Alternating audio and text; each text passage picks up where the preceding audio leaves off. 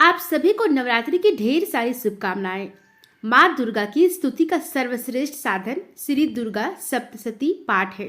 आज हम श्री दुर्गा सप्तशती पाठ का तीसरा अध्याय और चौथा अध्याय का रसपान करेंगे, जिसमें तीसरे अध्याय में सेनापतियों सहित महिषासुर का वध। महर्षि मेधा ने कहा, महिषासुर की सेना नष्ट होती देखकर उस सेना का सेनापति चिछुर क्रोध में भर देवी के साथ युद्ध करने के लिए आगे बढ़ा। वह देवी पर इस प्रकार वाणों की वर्षा करने लगा मानो सुमेरु पर्वत पानी की धारा बरसा रहा हो। इस प्रकार देवी ने अपने वाणों से उसके बाणों को काट डाला तथा उसके घोड़ों व सारथी को मार दिया। साथ ही उसके धनुष और उसकी अत्यंत ऊंची ध्वजा को भी काटकर नीचे गिरा दिया। उसका धनुष कट जाने के पश्चात उसके शरीर के अंगों को भी अपने वाणों से बींध दिया। धनुष, घोड़ों और सारथी के नष्ट हो जाने पर वह असुर ढाल और तलवार लेकर देवी की तरफ आया।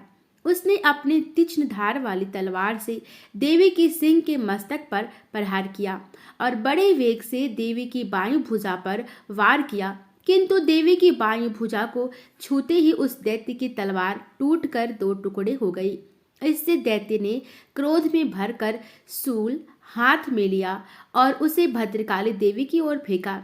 देवी की ओर आता हुआ वह शूल आकाश से गिरते हुए सूर्य के समान प्रज्वलित हो उठा। उस शूल को अपनी ओर आते हुए देखकर देवी ने भी शूल छोड़ा और महाअसुर के शूल के 100 टुकड़े कर दिए और साथ ही महाअसुर के प्राण भी हर लिए। चिछुर के मरने पर देवताओं को दुख देने वाला चामर नामक दैत्य हाथी पर सवार होकर देवी से लड़ने के लिए आया और उसने आने के साथ ही शक्ति से प्रहार किया, किंतु देवी ने अपनी हुकार से ही उसे तोड़कर पृथ्वी पर डाल दिया। शक्ति को टूटा हुआ देखकर दैत्य ने क्रोध से लाल होकर शूल को चलाया, किंतु देवी ने उसको भी काट दिया। इतने में देवी का सिंह उछलकर हाथी के मस्तक पर सवार हो गया और दैत्य के साथ बहुत ही तीव्र युद्ध करने लगा। फिर वह दोनों लड़ते हुए हाथी पर से पृथ्वी पर आ गिरे और दोनों बड़े क्रोध से लड़ने लगे। फिर सिंह बड़े जोर से आकाश की ओर उछला और जब पृथ्वी की ओर आया तो अपने पंजे से चामर का सिर धड़ से अलग कर दिया। क्रोध से भरी हुई देवी ने शिला और वृक्ष आदि की चोटों से उदग्र को भी मार दिया। कराल को दांतों, मुक्कों और थप्पड़ों से चूर्ण कर डाला। क्रुद्ध हुई देवी ने गदा के प्रहार से उद्यत दैत्य को मार गिराया। भिंदीपाल से वाष्पकल को, वाणों से ताम्र तथा अंधक को मौत के घाट उतार दिया। तीनों नेत्रों वाली परमेश्वरी ने त्रिशूल से उग्राश्य, उग्रवीर्य और महाहनु नामक राक्षसों को मार गिराया। उसने अपनी तलवार से विडाल नामक दैत्य का सिर काट डाला तथा अपने वाणों से दुर्धर और दुर्मुख राक्षसों को यमलोक पहुंचा दिया। इस प्रकार जब महिषासुर ने देखा कि देवी ने मेरी सेना को नष्ट कर दिया है, तो वह भैंसे का रूप धारण कर देवी के गणों को दुख देने लगा। उन गणों में कितनों को उसने मुख के प्रहार से, कितनों को खुरों से, कितनों को पूंछ से, कितनों को सिंहों से, बहुतों को दौड़ाने के वेग से, अनेकों को सिंहनाद से, कितनों को चक्कर देकर और कितनों को श्रवास वायु को झोंकों से पृथ्वी पर गिरा दिया। वह दैत्य इस प्रकार गणों की सेना को गिरा देवी की सिंह को मारने के लिए दौड़ा। इस पर देवी को बड़ा गुस्सा आया। उधर दैत्य भी क्रोध में भरकर धरती को खुरों से खोदने लगा तथा सिंगों से पर्वतों को उखाड़ उखाड़ कर धरती पर फेंकने लगा और मुख से शब्द करने लगा। महिषासुर के वेग से चक्कर देने के कारण पृथ्वी क्षुब्ध होकर फटने लगी। उसकी पूंछ से टकराकर समुद्र चारों ओर फैलने लगा। हिलते हुए सिंगों के आघात से मेघ खंड खंड हो गए और श्वास से आकाश में उड़ते हुए पर्वत फटने लगे। इस तरह क्रोध में भरे हुए राक्षस को देख चंडिका को भी क्रोध आया और वह उसे मारने के लिए क्रोध में भर गई। देवी ने पास फेंककर दैत्य को बांध लिया और उसने बंध जाने पर दैत्य का रूप त्याग दिया और सिंह का रूप बना लिया। और ज्यों ही देवी उसका सिर काटने के लिए तैयार हुई कि उसने पुरुष का रूप बना लिया, जो कि हाथ में तलवार लिए हुए था। देवी ने तुरंत ही अपने वाणों के साथ उस पुरुष को उसकी तलवार ढाल सहित बींध डाला उसके पश्चात वह हाथी के रूप में दिखाई देने लगा और अपनी लंबी सूंड से देवी के सिंह को खींचने लगा और गरजने लगा। देवी ने अपनी तलवार से उसकी सूंड काट डाली। तब राक्षस ने एक बार फिर भैंसे का रूप धारण कर लिया और पहले की तरह चर अचर जीवों सहित समस्त त्रिलोकों को व्याकुल करने लगा। इसके पश्चात क्रोध में भरी हुई देवी बारंबार उत्तम मधु का पान करने लगी और लाल लाल नेत्र करके हंसने लगी। उधर बलवीर तथा मद से क्रुद्ध हुआ दैत्य भी गरजने लगा। अपने सिंहों से देवी पर पर्वतों को फेंकने लगा। देवी अपने वाणों से उसके फेंके हुए पर्वतों को चूर्ण करती हुई बोली, ओ मूढ़, जब तक मैं मधुपान कर रही हूँ तब तक तू गरज ले और इसके पश्चात मेरे हाथों तेरी मृत्यु हो जाने पर देवता गरजेंगे। महर्षि मेधा ने कहा। यो कहकर देवी उछलकर उस दैत्य पर जा चढ़ी और उसको अपने पैर से दबाकर सूल से उसके गले पर आघात किया। देवी के पैर से दबने पर भी दैत्य अपने दूसरे रूप से अपने मुख से बाहर होने लगा। अभी वह आधा ही बाहर निकला था कि देवी ने अपने प्रभाव से उसे रोक दिया। जब वह आधा निकला हुआ ही दैत्य युद्ध करने लगा तो देवी ने अपनी तलवार से उसका सिर काट दिया। इसके पश्चात सारी राक्षस सेना हाहाकार करती हुई वहां से भाग खड़ी हुई और सब देवता अत्यंत प्रसन्न हुए तथा ऋषियों महर्षियों सहित देवी की स्तुति करने लगे। गंधर्वराज गान करने तथा अप्सराएं नृत्य करने लगे।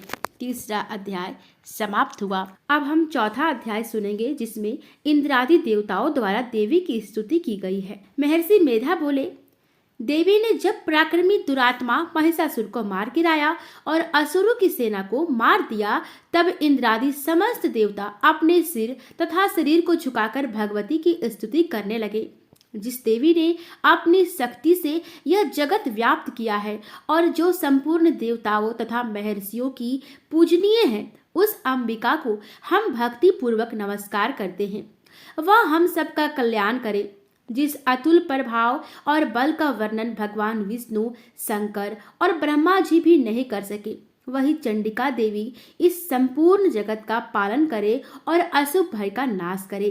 पुण्य आत्माओं के घरों में तुम स्वयं लक्ष्मी रूप हो और पापियों के घरों में तुम अलक्ष्मी रूप हो और सत्कुल में उत्पन्न होने वालों के लिए तुम लज्जा रूप होकर उनके घरों में निवास करती हो। हम दुर्गा भगवती को नमस्कार करते हैं। हे देवी, हम तुम्हारे अचिंत्य रूप का किस प्रकार वर्णन करें। असुरों का नाश करने वाले भारी पराक्रम तथा समस्त देवताओं और दैत्यों के विषय में जो तुम्हारे पवित्र चरित्र हैं, उनका हम किस प्रकार वर्णन करें। हे देवी, त्रिगुणात्मिका होने पर भी तुम संपूर्ण जगत की उत्पत्ति का कारण हो। हे देवी, भगवान विष्णु, शंकर आदि किसी भी देवता ने तुम्हारा पार नहीं पाया। तुम सबकी आश्रय हो। ये संपूर्ण जगत तुम्हारा ही अंश रूप है, क्योंकि तुम सबकी आदिभूत प्रकृति हो। हे देवी, तुम्हारे जिस नाम के उच्चारण से संपूर्ण यज्ञों में सब देवता तृप्ति लाभ करते हैं, वह स्वाहा तुम ही हो। इसके अतिरिक्त तुम पितरों की तृप्ति का कारण हो, इसलिए सब आपको स्वधा कहते हैं। हे देवी, वह विद्या जो मोक्ष को देने वाली है, जो अचिंत्य महाज्ञान स्वरूपा है, तत्वों के सार को वश में करने वाले, संपूर्ण दोषों को दूर करने वाले, मोक्ष की इच्छा वाले मुनिजन जिसका अभ्यास करते हैं, वह तुम ही हो। तुम वाणी रूप हो और दोष रहित ऋग तथा यजुर्वेदों की एवं उद्गीत और सुंदर पदों के पाठ वाले सामवेद की आश्रय रूप हो। तुम भगवती हो। इस विश्व की उत्पत्ति एवं पालन के लिए तुम वार्ता के रूप में प्रकट हुई हो और तुम संपूर्ण संसार की पीड़ा हरने वाली हो। हे देवी, जिससे सारे शास्त्रों को जाना जाता है, वह मेधा शक्ति तुम ही हो और दुर्गम भवसागर से पार करने वाली नौका भी तुम ही हो। लक्ष्मी रूप से विष्णु भगवान के हृदय में निवास करने वाली और भगवान महादेव द्वारा सम्मानित गौरी देवी तुम ही हो। मंद मुस्कान वाले निर्मल पूर्ण चंद बिंब के समान और उत्तम स्वर्ण की मनोहर कांति से कमनीय तुम्हारे मुख को देखकर भी महिषासुर क्रोध में भर गया। यह बड़े आश्चर्य की बात है। और हे देवी, तुम्हारा यही मुख जब क्रोध से भर गया तो उदय काल के चंद्रमा की भांति लाल हो गया और तनी हुई भौहों के कारण विकराल रूप हो गया। उसे देखकर भी महिषासुर के शीघ्र प्राण नहीं निकल गए। यह बड़े आश्चर्य की बात है। आपके कुपित मुख के दर्शन करके भला कौन जीवित रह सकता है। हे देवी, तुम हमारे कल्याण के लिए प्रसन्न हो। आपके प्रसन्न होने से इस जगत का अभ्युदय होता है, और जब आप क्रुद्ध हो जाती हैं तो कितने ही कुलों का सर्वनाश हो जाता है। यह हमने अभी अभी जाना है कि जब तुमने महिषासुर की बहुत बड़ी सेना को देखते देखते मार दिया है। हे देवी, सदा प्रताप देने वाली तुम जिस पर प्रसन्न हो जाती हो वही देश में सम्मानित होते हैं। उनके धन यश की वृद्धि होती है, उनके धर्म कभी शिथिल नहीं होते हैं, और उनके यहाँ अधिक पुत्र पुत्रियां और नौकर होते हैं। हे देवी, तुम्हारी कृपा से ही धर्मात्मा पुरुष प्रतिदिन श्रद्धा पूर्वक यज्ञ करता है और धर्मानुकूल आचरण करता है, और उसके प्रभाव से स्वर्ग लोक में जाता है, क्योंकि तुम तीनों लोकों में मनवांछित फल देने वाली हो। हे माँ दुर्गे, तुम स्मरण करने पर संपूर्ण जीवों के भय नष्ट कर देती हो, और स्थिर चित्त वालों के द्वारा चिंतन करने पर उन्हें और अत्यंत मंगल देती हो। हे दरिद्र दुख नाशिनी देवी, तुम्हारे सिवा दूसरा कौन है। तुम्हारा चित्त सदा दूसरों के उपकार में लगा रहता है। हे देवी, तुम शत्रुओं को इसलिए मारती हो कि उनके मारने से दूसरों को सुख मिलता है। वह चाहे नरक में जाने के लिए ही चिरकाल तप पाप करते रहे हो, किंतु तुम्हारे साथ युद्ध करके सीधे स्वर्ग को जाएं, इसलिए तुम उनका वध करती हो। हे देवी, क्या तुम दृष्टिपात मात्र से समस्त असुरों को भस्म नहीं कर सकती? अवश्य ही कर सकती हो, किंतु तुम्हारा शत्रुओं को शस्त्रों के द्वारा मारना इसलिए है कि शस्त्रों के द्वारा मरकर वे स्वर्ग को जावें। इस तरह से हे देवी, उन शत्रुओं के प्रति भी तुम्हारा विचार उत्तम है। हे देवी, तुम्हारी उग्र खड़ग की चमक से और त्रिशूल की नोक की कांति की किरणों से असुरों की आंखें फूट नहीं गई। उसका कारण यह था कि वे किरणों से शोभायमान तुम्हारे चंद्रमा के समान आनंद प्रदान करने वाले सुंदर मुख को देख रहे थे। हे देवी, तुम्हारा शील बुरे वृत्तांत को दूर करने वाला है, और सबसे अधिक तुम्हारा रूप है, जो न तो कभी चिंतन में आ सकता है और ना जिसकी दूसरों से कभी तुलना ही हो सकती है। तुम्हारा बल व पराक्रम शत्रुओं का नाश करने वाला है। इस तरह तुमने शत्रुओं पर भी दया प्रकट की है।